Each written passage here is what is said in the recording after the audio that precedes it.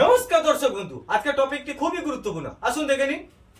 আচ্ছা দর্শক বন্ধু, এই ধরনের মিশ্র ভগ্নাংশ যোগ করার ক্ষেত্রে আপনারা কিভাবে বের করবেন? নিশ্চয়ই একটু সময় লাগবে, তাই না? কিন্তু আমি আজ আপনাদের এমন একটা টিপ শেখাবো, আপনারা জাস্ট চুড়ি মারবেন, করে ফেলবেন। দেখুন কিভাবে। দেখুন এখানে পূর্ণ সংখ্যাগুলো আপনারা প্রথমে যোগ করে ফেলুন। পূর্ণ সংখ্যা 4 আর 3 রয়েছে, দেখুন কত হচ্ছে, 7 হয়ে গেল। তাই পূর্ণর জায়গাটাই রেখে দিন।